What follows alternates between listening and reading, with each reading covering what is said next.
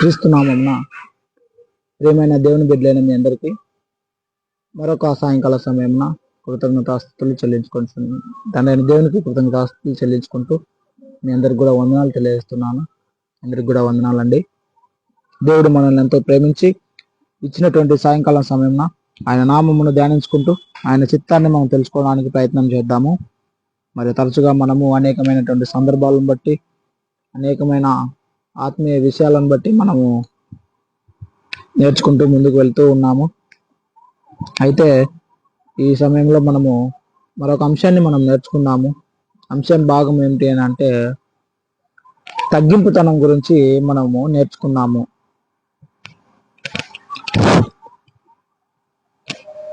తగ్గింపుతనం గురించి మనము ఈరోజు నేర్చుకున్నాము. ఒకసారి ఆ యొక్క అంశంలోకి మనం వెళ్లే ముందుగా తండ్రి అయిన దేవుని యొక్క సహాయం నిమిత్తమై ప్రార్థన చేసుకొని మనము ముందుకు వెళ్ళవలసిన వారిగా ఉంటున్నాము. ప్రార్థన చేసుకుందాము.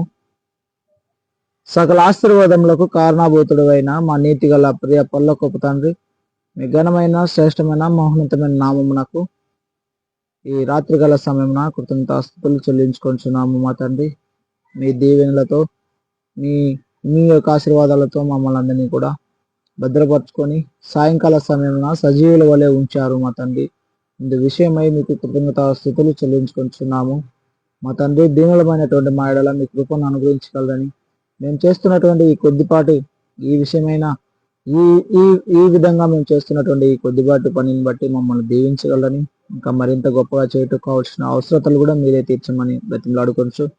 మీకే సమస్త మహిమ ఘనత ప్రభావాలు చెల్లించుకుంటూ ఇక కోరిక మొదటి నుంచి చివరి వరకు మీరే కాపుదలు కావచ్చు. మీ దివ్యమైనటువంటి ఆ యొక్క మంచి ఆలోచనలు మాకు దయచేయమని బోధిస్తున్న నాకును వినబోతున్న మీ బిడ్డలకును కావలసినటువంటి జ్ఞానమును, ఓపికను, వివేచనను దయచేయమని మా ప్రభు అయిన యేసుక్రీస్తు వారి పేరిట ఈ విన్నపములన్నీ కూడా అడుగుతున్నాము మా తండ్రి, ఆమేన్. అందరికీ వందనాలండి.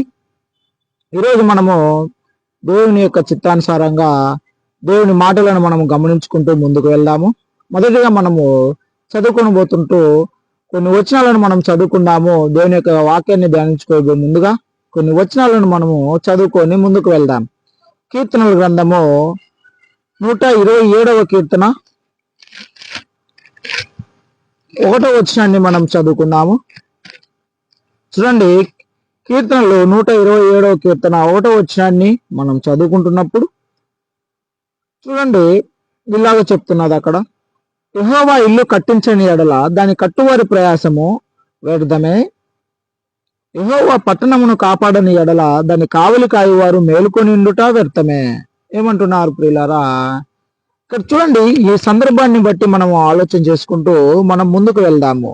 ఇక్కడ దేవుని యొక్క కృప మనకు లేకపోతే, దేవుని యొక్క చిత్తం మనకు లేకపోతే మనం ఏమి చేసినా కూడా అది వ్యర్థమైపోతుంది అని మనం గమనించుకోగలము. అంటే యెహోవా పట్టణాన్ని కాపాడని ఎడల దాని కావలి వారు మేల్కొని ఉంటే ఏమాత్రం ప్రయోజనం ఉండదు. అంటే ఒక వ్యక్తి ఎంతో ఇల్లును కట్టాలని ప్రయాసపడుతున్నప్పుడు దానికి దేవునికి సహాయత లేకపోతే ఆ ఇల్లు ఏమాత్రం కూడా కట్టబడదు. అనగా ఆ ఇల్లు ఎప్పటికీ కూడా పూర్తి అవ్వదు, ఆ ఇల్లు ఎప్పటికి కూడా అభివృద్ధి అవ్వదు. ఇలా మనం గమనించుకుంటూ పోతే అక్కడ ఏమి చెప్తున్నాడు అంటే, యెహోవా ఇల్లు కట్టని ఎడల దాన్ని కట్టువారి ప్రయాసం కూడా వ్యర్థమే. ఎంతో మంది కష్టంతో కట్టినా, దాన్ని కట్టాలని ఎంతో మంది పూనుకున్నా కూడా దానికి సహాయతగా దేవుడు లేకపోతే, ఆ సహాయం లేకపోతే అది కట్టడం కూడా వ్యర్థమే, అది ప్రయాసమే అంటున్నాడు. అంటే వాళ్ళు ఎంతో ఆరాటపడతారే కానీ దేవుని సహాయత లేకుంటే అది జరగదనేది తెలుసుకోవాలి. అలాగే యెహోవా పట్టణమును కాపాడని ఎడల, అంటే దేవుడు పట్టణాన్ని ఏదైనా ఒక ఊరును, ఒక పెద్ద పట్టణాన్ని కాపాడాలని అనుకుంటే దాని కావలి కాయరు వారు మేల్కొని ఉండుట కూడా వ్యర్థమే. చూడండి ఏమని చెప్తున్నారు అంటే, యెహోవా పట్టణమును కాపాడని ఎడల దాని కావలి వారు మేలుకొని ఉండుట వ్యర్థమే. అంటే ఎంతమంది కూడా గూర్ఖాలు ఉండి ఎంతో మంది కాపలదారులు ఉన్నప్పటికీ కూడా దేవుడు కాపాడాలి అని అనుకుంటే తప్ప ఆ పట్టణము కాపాడబడదు. ఈ వచనాన్ని మనం బట్టి ఆలోచన చేసినప్పుడు దేవుని యొక్క కృప, దేవుని యొక్క చిత్తము మన ఎడల లేకపోతే మనం ఎంత ప్రయాసం చేసినా, అది వ్యర్థమైపోతూ ఉంది అనేది దేవుని యొక్క మాట. ఆ విధంగానే మనం చదువుకుంటూ ఉన్నాం ప్రియులారా. చూడండి, యాకోబు రాసిన పత్రిక 1వ అధ్యాయము 17వ వచనాన్ని మనం చదువుకుంటూ ఈ విధంగా మనం చదువుకోగలము. అక్కడ ఏమని ఉన్నదంటే, చూడండి ఒకసారి చదువుకుందాము. యాకోబు రాసిన పత్రిక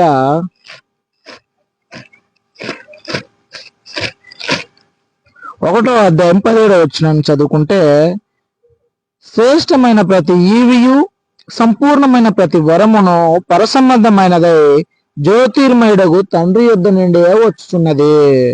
ఆయన యందు ఏ చంచలత్వమైనను గమనము వల్ల కలుగు ఏ ఛాయ అయినను లేదు. చూడండి ఇక్కడ ఏం చెప్తున్నారంటే, శ్రేష్టమైనది ఏదైనా ఉన్నది అని అంటే అది దేవుని దగ్గరనే రావాలి, దేవుని దగ్గర నుంచే రావాలి. శ్రేష్టమైన ప్రతి ఈవియు సంపూర్ణమైన ప్రతి వరము కూడా ఏదైనా కావాలి అని అంటే అది మంచి వస్తువులు కానీ, మంచి ఆశీర్వాదాలు కానీ, మంచి ఏదైనా కావాలి, బహుమానాలు కావాలి అన్నా కూడా అవన్నీ కూడా ఎవరి దగ్గర నుంచి రావాలి అని అంటే దేవుడి దగ్గర నుంచి రావాలనేది గుర్తుపెట్టుకుందాం. మనం ఎంత ప్రయాసపడినా, మనం ఎంత తిప్పలు పడినా, ఎంతో కావాలని కోరుకుంటున్నా కూడా దేవుని యొక్క అనుమతి లేకపోతే, దేవుని యొక్క చిత్తం లేకపోతే, ఆయన ఇవ్వాలి అని అనుకోకపోతే మనం ఎంత ప్రయాసపడినా కూడా అది వ్యర్థము అనేది మనం గమనించాలి. ఈ వచ్చిన ప్రకారం కూడా ఏదైనా రావాలి అని అంటే దానికి మూలము దేవుడే. నువ్వు ఏది చేయాలి అని అనుకున్నా కూడా దానికి మూలము దేవుడే. అలా మనం గమనించుకుంటూ పోతే మరొక వచనాన్ని చదువుకుంటున్నప్పుడు యోహాను సువార్త 3వ అధ్యాయం 17వ వచనం గమనిస్తే అక్కడ ఈలాగ సెలవు ఇచ్చి ఉంటది. ఏమని అంటే యోహాను సువార్త 3వ అధ్యాయము 27వ వచనం, 3వ అధ్యాయము 27వ వచనాన్ని చదువుకుంటున్నప్పుడు మాట అక్కడ మనకు యేసుక్రీస్తు ప్రభు వారి నోట నుండి మనం చూడొచ్చు. ఆయన యోహాను సువార్త 3వ అధ్యాయం 27వ వచనంలో అక్కడ బాప్తీసం ఇచ్చేటువంటి యోహాను ఇలాగంటున్నాడు. ఏమనంటే, తనకు పరలోకము నుండి అనుగ్రహింపబడితేనే గాని ఎవడును ఏమియు పొందనేరడు. ఏమంటున్నాడు? ఏదైనా సరే పరలోకము నుండి అనుగ్రహింపబడితేనే కానీ ఎవడు కూడా ఏమీ కూడా పొందలేరు. అంటే ఏదైనా పొందాలి అని అంటే, ఏదైనా కావాలి అని అంటే, ఏదైనా ఇవ్వాలి అని అంటే దానన్నిటికీ కూడా మూలము ఎవరై ఉంటున్నారంటే ఇక్కడ మన తండ్రి అయినటువంటి దేవుడే ఇక్కడ మూలంగా ఉంటున్నాడు అనేది గమనించాలి ప్రియులారా. ఇక మళ్ళా అలాగే 19వ అధ్యాయం చదివినప్పుడు యోహాను సువార్త 19వ అధ్యాయము 11వ వచనం చదివినప్పుడు అందుకు యేసు ఈ విధంగా అక్కడ ఉంటున్నటువంటి అధికారం గురించి మాట్లాడుతూ పిలాతుతో ఈ విధంగా అంటున్నాడు. అందుకు యేసు పైనుండి ఇవ్వబడి ఉంటేనే తప్ప నా మీద నీకు ఏ అధికారము ఉండదు. అందుచేత నన్ను నీకు అప్పగించిన వానికి ఎక్కువ పాపము కలదా. నేను ఇక్కడ ఈ కాంటెక్స్ట్ లో మనం గమనించినప్పుడు ఇక్కడ ఏం చెప్తున్నబడుతుందంటే యేసుక్రీస్తు ప్రభువే స్వయంగా చెప్తూ ఉన్నాడు, నీకు పైనుండి అధికారం ఇవ్వబడి ఉన్నది కాబట్టే నా మీద నన్ను శిక్షిస్తున్నావు. నా మీదకి చూడండి, పైనుండి నీకు అధికారం ఇవ్వబడి ఉంటేనే నీవు నన్ను గమనించండి. 11వ వచనము, పైనుండి నీకు ఇవ్వబడి ఉంటేనే తప్ప నా మీద నీకు ఏ అధికారము లేదు. అంటే ఏదైనా ఈ వచనాలు మనం 4 వచనాలు చదివాం, ఇంకా చాలా ఉన్నాయి. ఏదైనా మనకు కావాలి అని అంటే దానికి మూలం, దానికి సమస్తానికి ఆధారం ఎవరై ఉంటున్నారంటే ప్రియులారా మన దేవుడైనటువంటి తండ్రి అయినటువంటి దేవుడు యెహోవా అనగా మన సృష్టికర్త అయినటువంటి దేవుడు మూలంగా ఉంటున్నాడు, ఆధారంగా ఉంటున్నాడు. ఆయన అనుగ్రహిస్తేనే తప్ప ఏది కూడా మనకు రాదు. ఆయన ఆయన ఇవ్వాలని అనుకుంటేనే తప్ప మనకి ఏది కూడా దక్కదు. ఆయన కాపలిగా ఉంటేనే తప్ప ఎంతమంది కాపలగా ఇస్తున్నటువంటి వారు మేల్కొని ఉన్నా కూడా అది వ్యర్థమే పోతుంది. ఏదైనా బహుమతి కావాలంటే, శ్రేష్టమైన ఈవి కావాలన్నా, వరం కావాలన్నా అది దేవుని దగ్గర నుండే రావాలి. ఇలా మనం ఆలోచన చేసుకుంటూ దేవుని యొక్క అవసరం మన మానవులకు ఎంత ఉంటున్నది అనేది గమనిస్తే మానవునికి 100% కంటే ఎక్కువ దేవుని యొక్క అవసరత భూమి మీద మానవునికి ఉంటుంది. అలాగే కాదు, భూమి తర్వాత కూడా దేవుని యొక్క అవసరత, దేవుని యొక్క కృప మనకు అవసరమై ఉంటున్నది. నిజంగా మానవునికి ఈనాడు లోకంలో ఏమేమి అవసరాలు ఉన్నాయో తెలియదు, కానీ మన అవసరాలన్నీ కూడా ఒక్కరే అయి ఉన్నారు. ఇప్పుడు ఎవరు అని అంటే మన తండ్రి అయినటువంటి దేవుడే. ఆయన దగ్గర నుండే మనకి ఏమైనా కూడా రావాలి. కానీ ఈనాడు మానవులు ఏం చేస్తున్నారంటే చాలా ప్రయత్నాలు చేస్తున్నారు.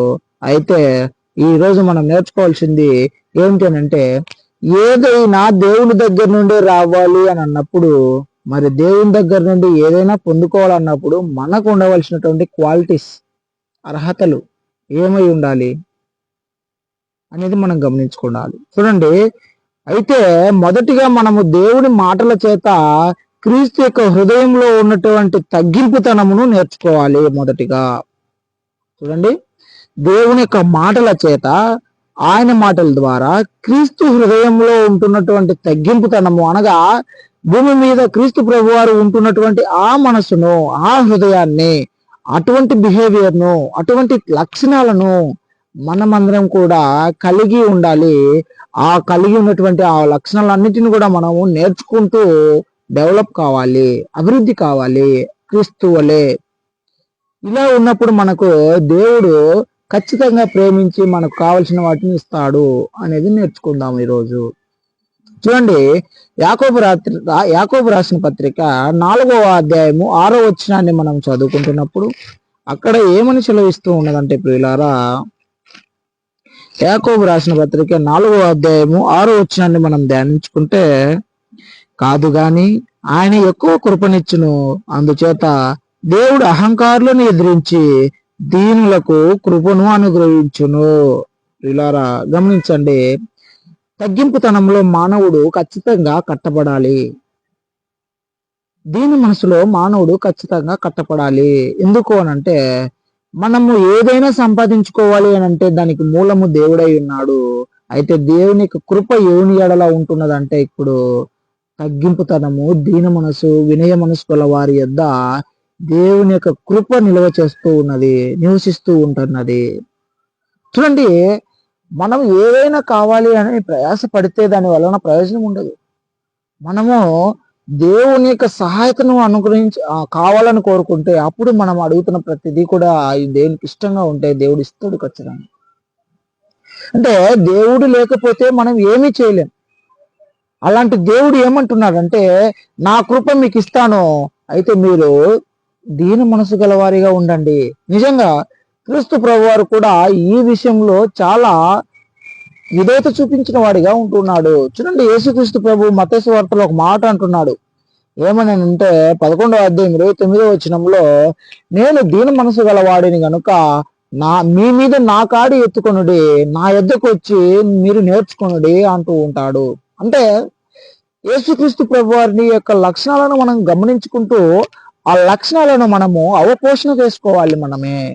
ఎందుకనంటే యేసుక్రీస్తుకు తండ్రి అయినటువంటి దేవుడు ఎలా తోడుగా ఉంటున్నాడో, ఆయన భూమి మీద నివసిస్తున్నటువంటి ఆ సమయంలో దేవునికి ఎంత విధేయత చూపించాడో, తన తండ్రి అయినటువంటి దేవునికి యేసుక్రీస్తు ఎంత విధేయత చూపించాడో, అంత విధేయతకు రొట్టింపు దేవుడు కూడా తన కుమారుడైనటువంటి క్రీస్తును హెచ్చించాడు. చూడండి, మనం కూడా ఈనాడు ఏం చేయాలి అంటే, దేవుని యొక్క సహాయము, దేవుని యొక్క మేలులు, దేవుని యొక్క ఆశీర్వాదాలు మనం కావాలని కోరుకుంటున్నాము. అయితే అవన్నీ కూడా ఎవరికి ఇస్తానంటున్నాడంటే, దేవుడు దీన మనసు కలిగి ఎవరు ఉంటారో వారందరికీ నేను ఇస్తాను, అయితే మీరు నేర్చుకోండి అని చెప్తూ ఉన్నాడు. మనకు క్రీస్తు ప్రభు వారే మాదిరికరంగా ఉంటున్నాడు. ఇప్పుడు యేసుక్రీస్తు ప్రభు వారు ఏమంటున్నారంటే, నేను దీన మనసు గలవాడిని, నేను సాత్వికుడను, నేను దీన మనసు గలవాడను, మీరు నా యొద్దకు వచ్చి నేర్చుకునుడి, మీ మీద నా కాడి ఎత్తుకొనుడి, ఈ విధంగా మీరు నేర్చుకొనుడి నా యొద్దకు వచ్చి అని స్వయాన క్రీస్తు ప్రభు వారే మనల్ని పిలుస్తూ ఉంటున్నారు, నేర్చుకోమని ఆహ్వానిస్తూ ఉన్నాడు. మనం కూడా నేర్చుకోవాల్సినటువంటి అవసరం మనకు ఉన్నది. ప్రియులారా, మనము ఏవేవో కావాలనుకుంటాం, కానీ ఆ వాటికి కావలసిన వాటికి అర్హతలు మనం సంపాదించుకోవడానికి ప్రయత్నం చేయాలి. నిజానికి నువ్వు ఎంతో ప్రయత్నం ఎన్నెన్నో చేయాల్సిన అవసరం లేదు. దేవుని యొక్క కృప నీకు రావాలి అంటే అప్పుడు నువ్వేం చేయాలి? దీన మనసు వాడిగా క్రీస్తుని పోలి నడుచుకో, తగ్గింపుతనంతో నీవు ఉండు. అప్పుడు మనకు దేవుని యొక్క కృప మనకు అనుగ్రహించబడుతుంది. నిజంగా దేవుని కృప మనకు ఉంటే ఈ లోకంలో ఇక ఏది మనకు అవసరం లేదు. నిజమే, ప్రతి ఒక్కరు కూడా అంటుంటారు కదా ఈనాడు పెద్దలు, ఏమని అంటే అంతా దేవుని దయ, అంతా దేవుని కృప, దేవుని చిత్తం కదా. ఈ లోకంలో మానవునికి ఏది కావాలన్నా దేవుని కృప కావాలి, దేవుని యొక్క దయ కావాలి, దేవుని యొక్క చిత్తం కావాలి, దేవుని యొక్క అనుగ్రహం కావాలి. కానీ దేవుడు ఏమంటున్నాడు? అది నేను మీకు ఇస్తాను, కానీ మీరు వినయాన్ని నేర్చుకోండి ప్రియులారా, తగ్గింపుతనంతో ఉండండి. తగ్గింపుతనంతో ఉంటే ఖచ్చితంగా నేను మీకు కావలసిన వాటిని ఇస్తాను. ఆయన ఏమంటున్నాడంటే ఓపెన్ గా చెప్పేస్తున్నాడు. అంటే బాహటంగా ఆయన సెలవిచ్చిన మాట ఏంటనంటే, నా కృప మీకు ఇస్తాను. చూడండి, దేవుని యొక్క కృప మనకు ఉంటే ఇక ఏది మనకు కొదువు ఉండదు, మనకి ఏది కొదువు ఉండదు. ఎవ్రీథింగ్ మనకు ఉన్నట్టే, మనకు ఏం కావాలన్నా అవన్నీ మనకు ఉన్నట్టే. దేవుని యొక్క కృప మనకు తోడుగా ఉంటే ఆ కృపను సంపాదించుకోవడానికి మనము ప్రయత్నించాలి. ఆ కృపను సంపాదించుకోవడానికి మనము ప్రయాసపడాలి. ఆ కృప ఎవరికి ఇస్తానని చెప్తున్నాడు అంటే, దీన మనసు గల వారి ఎదుట దేవుని యొక్క కృప నివాసం చేస్తున్నది ప్రియులారా. దీన మనసు కలిగినటువంటి వారి దగ్గర దేవుని యొక్క కృప నివాసం చేస్తూ ఉంటున్నది అనేది మనం గమనించుకోవాలి. చూడండి, మనకు దేవుని యొక్క దయ లేకపోతే ఏమీ సాధించలేమని ముందే తెలుసుకున్నాం. ఆ దయ, ఆ దేవుని ప్రేమ, ఆ దేవుని దయ, ఆ దేవుని కృప ఈనాడు దీనుల దగ్గర ఉంటున్నది. ఎవరైతే తగ్గించుకుంటూ జీవిస్తాడో వాడి దగ్గర దేవుని యొక్క కృప నివాసం చేస్తూ ఉన్నది. వాడి దగ్గర దేవుని యొక్క దయ వాడి దగ్గర నివాసం చేస్తూ ఉన్నది. ఎవరైతే తగ్గించుకొని ఉంటాడో వాడి దగ్గర దేవుడు నివాసం చేస్తున్నట్టు ఉన్నాడు పిల్లరా. చూడండి చూడండి ఏమని చెప్తున్నారంటే 4వ అధ్యాయం 10వ వచనం కూడా చదివినట్లయితే మరొకసారి కూడా అట్లా, ప్రభు దృష్టికి మిమ్మల్ని మీరు తగ్గించుకుని అప్పుడు ఆయన మిమ్మల్ని ఏం చేస్తాడంట? హెచ్చించుతాడు. ప్రభు దృష్టికి ఏం చేయాలో? మనల్ని మనమే తగ్గించుకోవాలా? లేదు, మనం ఏం చేస్తుంటామంటే దేవుని కంటే మనల్ని మనమే గొప్పగా ఎంచుకునే వారుగా మనం ఈనాడు ఉంటూ ఉన్నాం ప్రియులారా. దేవుని కంటే ఏముంది దేవుడు ఏంటి, మన ప్రయత్నం కదా అని అంటూ ఉన్నాము. కానీ చూడండి, దేవుని ఎడల మనల్ని మనమే తగ్గించుకోవడానికి ప్రయత్నం చేయాలి. అలా దేవుడి దగ్గర మనం తగ్గించుకుంటే మనం ఏమవుతాము? ఖచ్చితంగా హెచ్చింపబడతాము. మొదటిగా నువ్వు తగ్గించుకోవడం నేర్చుకుంటే, దేవుడి దగ్గర నువ్వు తగ్గించుకోవడం ప్రయత్నం చేస్తే, ప్రతిదీ కూడా తగ్గించుకోవడానికి ప్రయత్నం చేయి. దేవుడు నీకు కావాల్సిన హెచ్చింపుతనాన్ని దేవుడు ఇస్తాడు ఖచ్చితంగా. ఒక ప్రయత్నం చేయండి. మనము ఏదో గొప్ప పొజిషన్లో ఉండాలని ప్రయత్నం చేస్తూ ఉంటాం. నాకు ఆ పదవి కావాలి, నేను అలా ఉండాలి, అందరి దగ్గర ఇలా ఉండాలి, నాకు గొప్ప మంచి పేరు రావాలి. వాటన్నిటి నువ్వు అనుకుంటే అవి నీ దగ్గరికి రావు. దానికి నువ్వు విధేయత చూపుతూ దేవుని దగ్గర తగ్గించుకుంటూ జీవించు. ఖచ్చితంగా దేవుడు నిన్ను హెచ్చిస్తాడు అని దేవుడు సెలవిస్తున్నాడు. పేతురు రాసిన పత్రికలో ఒక మాట చెప్తూ ఉంటాడు. చూడండి, 1 పేతురు రాసిన పత్రిక 5వ అధ్యాయం 5వ వచనాన్ని మనం చదివినప్పుడు అక్కడ ఈ విధంగా సెలవిచ్చి ఉంటది. చిన్నలారా, మీరు పెద్దలకు లోబడి ఉండుడి. మీరందరూ ఎదుటివాని ఎడల దీన మనసు అని వస్త్రమును ధరించుకొని మిమ్మల్ని మీరు అలంకరించుకున్నది. దేవుడు అహంకారులను ఎదిరించి దీనులకు కృప అనుగ్రహించును. మళ్ళీ ఇక్కడ కృప అనేది పరిచయం అవుతుంది. మళ్ళీ ఇక్కడ కృప అనేది లేవనెత్తబడుతున్నది. ఏమంటున్నాడంటే దేవుడు, చిన్నలారా మీరందరూ కూడా పెద్దలకు లోబడి ఉండండి. ఏమంటున్నాడు? పెద్దలకు లోబడి ఉండండి. అయితే మీరందరూ కూడా దీన మనస్సు అను వస్త్రమును ధరించుకోండి. దీన మనస్సు అనే వస్త్రమును ధరించుకోండి. చూడండి, ప్రతి ఒక్కరు కూడా మనుషులు కానీ ఎవరు ఆడవారు కానీ మగవారు కానీ ప్రతి ఒక్కరు కూడా వస్త్రముల మీద, అలంకరణ మీద చాలా ప్రేమ ఉంటది. వస్త్రములు ధరించుకోవాలి, గొప్పగా ఉండాలని చాలా ఆలోచన ఉంటది. ఇక్కడ ఏమని చెప్తున్నాడంటే దేవుడు, దీన మనసు అనేటువంటి వస్త్రాన్ని ధరించుకో.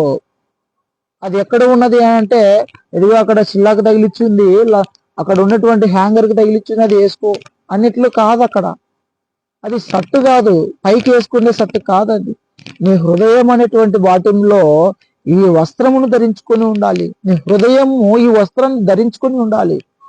ఆ వస్త్రం ఏంటి అని అంటే దీన మనసు అనేటువంటి వస్త్రము.